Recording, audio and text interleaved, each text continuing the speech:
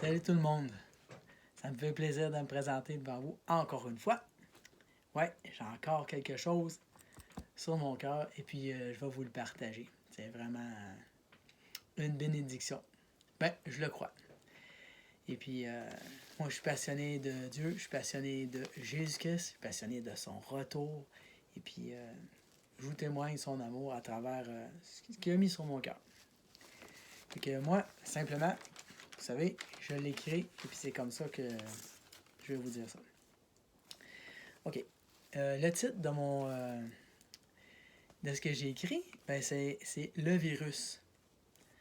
Et oui, il y a un virus qui est vraiment extrêmement puissant. Un virus qui a atteint l'humanité.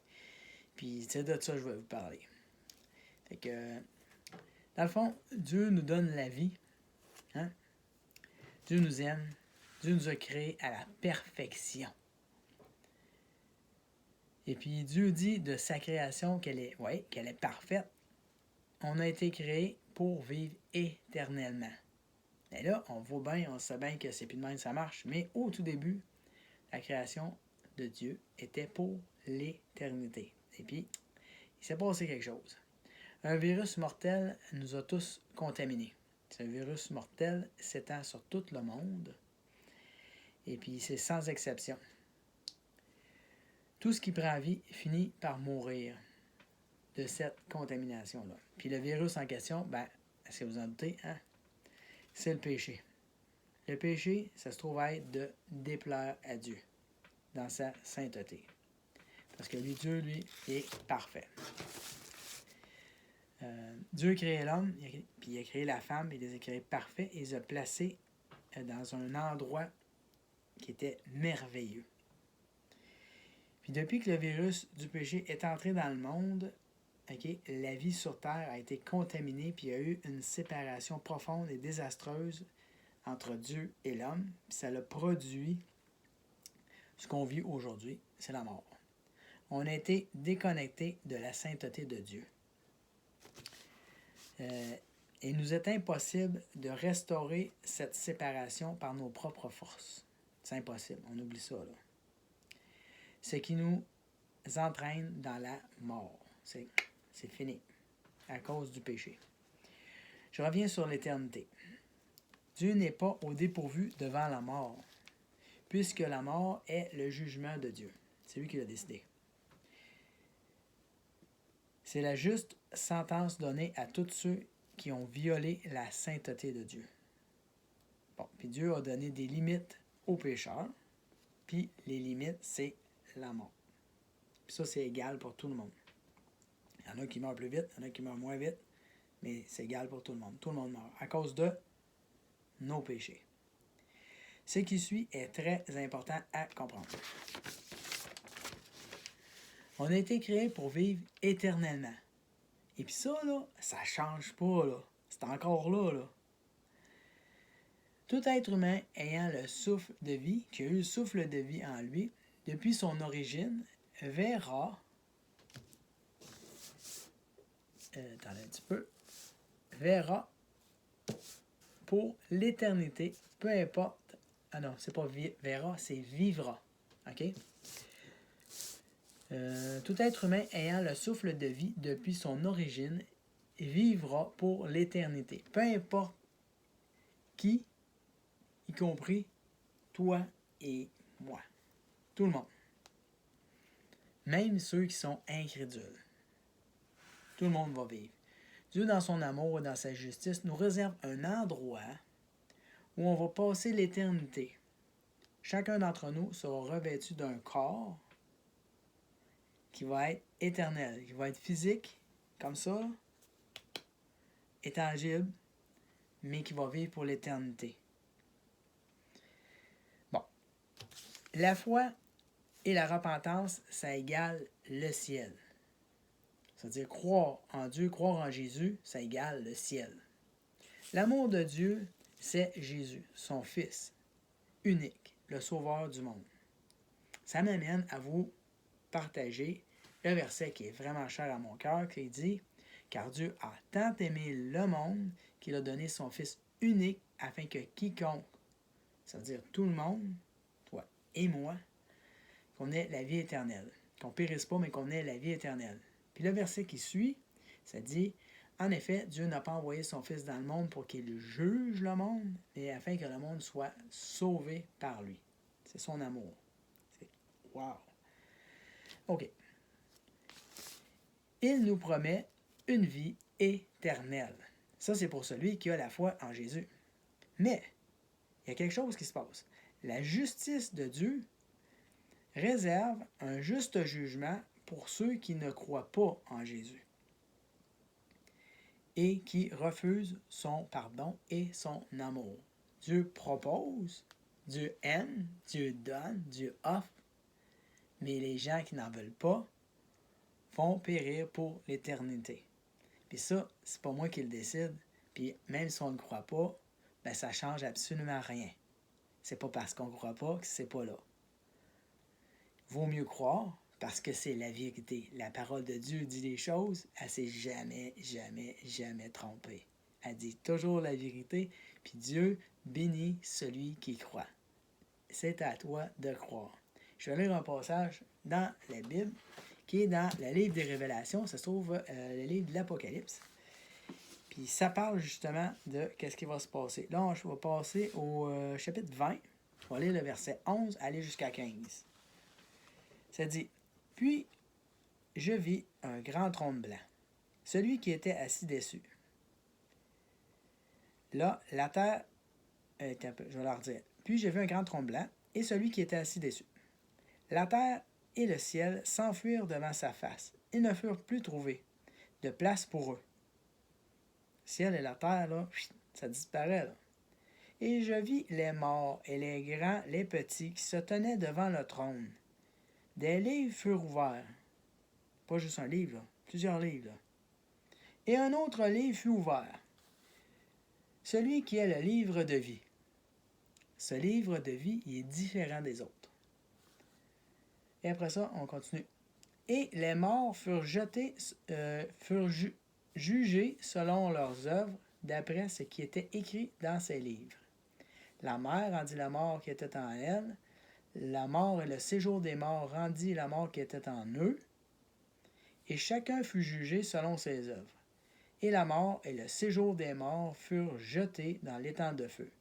C'est la seconde mort, l'étang de feu. Quiconque ne fut pas trouvé écrit dans le livre de vie, le livre que j'ai dit qui était spécial, fut jeté dans l'étang de feu. D'après vous, le livre de vie, c'est quoi? C'est le livre dans lequel sont inscrits tous ceux et celles qui ont mis leur foi en Jésus-Christ. Jésus, c'est le sauveur du monde. On l'a dit tantôt, car Dieu a tant aimé le monde qu'il a donné son Fils unique, Jésus, afin que quiconque, toi et moi, on ait la vie éternelle. C'est capoté. À cette heure, si on passe à côté de ça, qu'est-ce qui arrive? Ça va pas bien. Bon, je vais continuer. On va quand même bien. J'ai 2 petites pages. Bon. Je prie Dieu que vous puissiez recevoir le pardon de Dieu en Jésus-Christ. Vraiment. Le pardon en Jésus-Christ qui est que son sacrifice à la croix, il a tout pris, tes péchés, mes péchés, nos péchés et ceux du monde entier sur ses épaules. Si tu pouvais comprendre tout son amour, si tu pouvais comprendre à quel point Jésus souhaite que tu sois pardonné, vraiment, là. La justice de Dieu, c'est que tu vas passer l'éternité en enfer. Ça, c'est ce qui attend tout le monde, parce que la mort s'est étendue sur tous les hommes. On est tous pécheurs. Si on meurt, c'est parce qu'on est pécheurs. Puis ce qui arrive après la mort, ben c'est l'enfer. C'est le jugement de Dieu. Il y a plusieurs petits livres qui sont ouverts, là. On l'a lu tantôt. Là. Mais il faut que notre vie soit écrite, notre nom soit écrit dans le livre de vie. Fait que, je recommence. La justice de Dieu, c'est que tu vas passer l'éternité en enfer à cause que le péché nous rend coupables et que le pécheur ne peut entrer dans la présence de Dieu parce qu'il est 3 fois saint. C'est déjà dur d'être saint. Dieu, il est 3 fois saint et il veut qu'on soit saint. Là. L'amour de Dieu se reçoit par la foi et la repentance. Il faut premièrement croire, puis il faut se repentir de nos péchés. Si on ne se repent pas, ça ne marche pas. Là. C'est ce que, si tu crois par la foi que Jésus est Dieu, c'est que, si tu crois par la foi que Jésus est Dieu, fait homme sur terre, et qu'il est mort sur une croix pour toi, si tu crois que la mort n'a pas eu de pouvoir sur Jésus parce qu'il était parfait, si tu crois que c'est pour toi et à cause de tes péchés, puis tes miens, que Jésus, le Fils de Dieu, a accepté de quitter le ciel et de souffrir, de subir cette souffrance jusqu'à la mort de la croix, Jésus, lui qui était juste, est mort pour des injustes. Si tu crois qu'il est ressuscité et que la mort n'a pas eu de pouvoir sur lui, si tu crois qu'il a accompli toute la justice de Dieu en prenant tous tes péchés sur la croix, si tu pouvais croire l'amour infini de Dieu au travers de Jésus, son Fils bien-aimé, si tu pouvais croire à quel point tu es précieux à ses yeux, c'est incroyable, là. Si tu pouvais croire que Dieu est allé jusqu'au bout de son amour pour toi, c'est vraiment hot, là. Si tu pouvais croire avec une foi profonde, inébranlable en Jésus, et avoir un cœur sincèrement repentant de tes péchés, là, voici ce qui se produirait. Dieu, dans tout son amour, te donnerait son pardon éternel. Ouhou! OK, c'est hot, là. Une nouvelle vie. Yes, sir! Serait pour toi en Jésus-Christ. C'est ce qui t'attend si tu crois en Jésus-Christ, si tu veux ça. Dieu t'ouvrira les portes du ciel uniquement si tu as la foi et que tu es sincèrement repentant et désires suivre Jésus dans une vie qui veut plaire à Dieu. Une vie mise à part dans la sainteté. La sainteté, c'est l'identité de Dieu. Pour rentrer dans le royaume de Dieu, pour rentrer dans le ciel, il faut être saint. C'est la raison pour laquelle il nous pardonne nos péchés. Parce que quelqu'un de pécheur au ciel, ça rentre pas là. Ça prend quelqu'un de pur qui est saint. Il faut que Jésus soit dans notre vie. Il faut absolument que la sainteté soit là tout le temps. C'est pour ça qu'il demande qu'on ait une vie qui suit Jésus, qui est en Jésus, parce qu'en Jésus, c'est la victoire sur le péché. J'aime Dieu de tout mon cœur. J'aime Jésus, le sauveur de mon âme. C'est par cet amour qui transforme ma vie que vous avez le privilège d'entendre ce que Dieu me pousse à vous dire. C'est vraiment par la puissance de Dieu, c'est vraiment par son esprit, c'est vraiment par l'amour de Dieu qui passe au travers de moi, de mon âme, pour le transmettre. Parce qu'il y a des affaires à faire. Moi, je suis un travaillant, j'aime ça faire plein d'affaires. Puis perdre du temps, c'est pas mon style. Puis je trouve que partager l'amour de Dieu, c'est ce qu'il y a de plus grand, de plus précieux à faire dans une vie. C'est la raison pour laquelle je vous partage ça. C'est l'amour de Dieu. Que Dieu vous offre le comble de son amour. Bon. Cet amour infiniment grand de Dieu s'active par le moyen de la foi. Comme on a dit, il faut croire. Et cette foi doit être fusionnée et soudée, collée. OK, ça va ensemble. La foi, ça va avec la repentance. La foi avec une sincère repentance, ça fait toute la différence. Nous amène au pardon de nos péchés. Quand on reconnaît qu'on est pécheur, qu'on est séparé de Dieu, c'est le début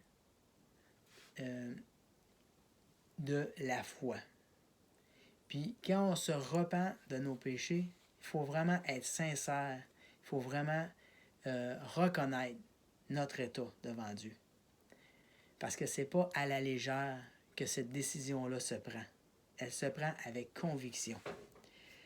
Et le pardon de nos péchés, c'est un cadeau de Dieu, que lui seul a le pouvoir d'accorder. Il y a juste Dieu qui peut faire ça. Qu'on appelle la grâce de Dieu. Et c'est une faveur que nous ne méritons pas. Personne ne mérite ça, là. Je ne mérite pas ça. Tu ne mérites pas ça. Nous ne méritons pas ça. Puis il ne mérite pas ça.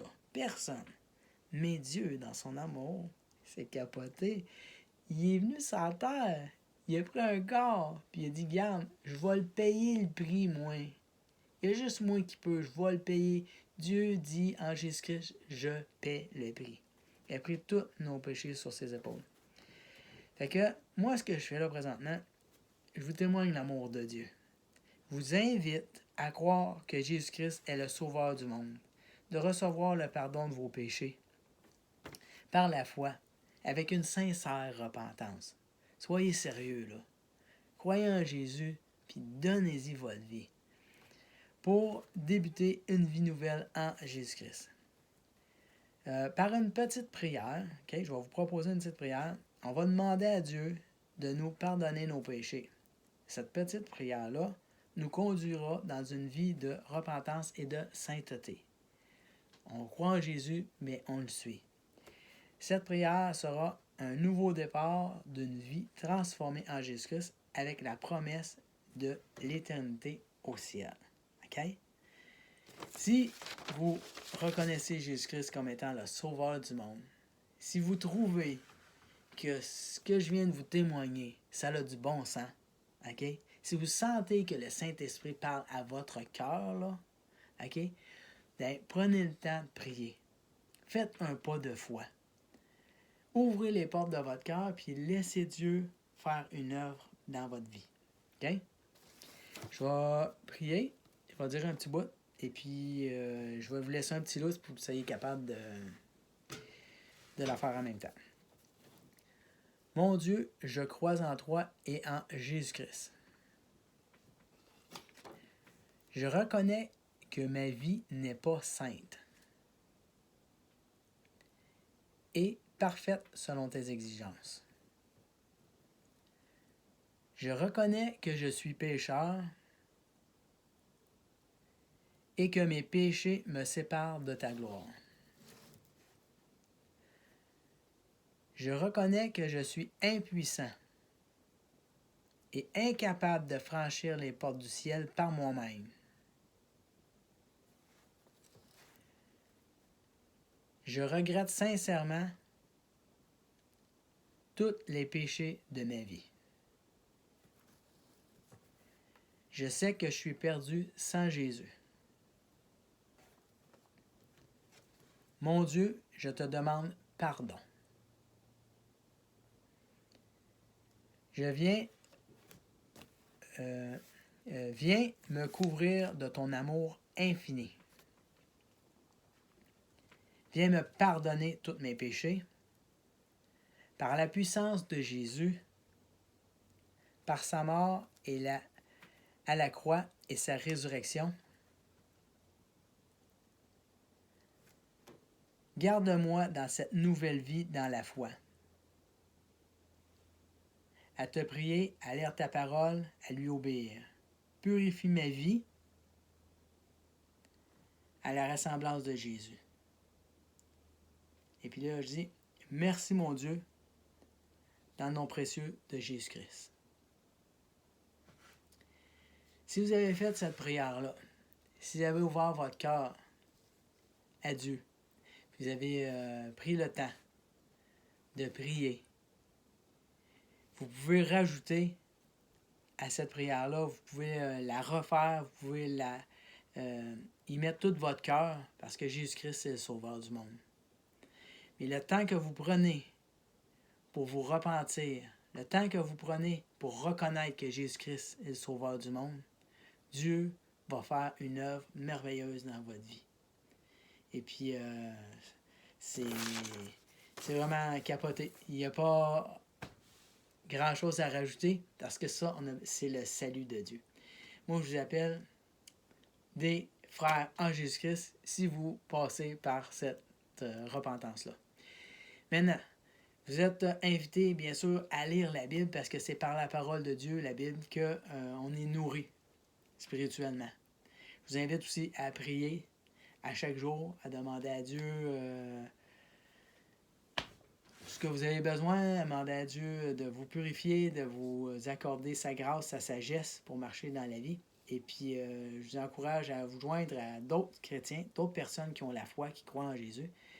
Et puis, surtout, je vous encourage à attendre Jésus parce que Jésus-Christ revient très, très bientôt. Et puis, c'est dans l'amour de Jésus que je vous salue et puis que je vous dis, venez voir d'autres petites vidéos parce que j'ai vraiment plein de choses à raconter dans l'amour de Dieu. Puis c'est pour la marche chrétienne puis pour la foi. Parce que je crois en Jésus, je crois en son retour. Et puis, vous êtes les bienvenus à venir voir un autre petite vidéo dans son amour. Fait que je vous dis à plus.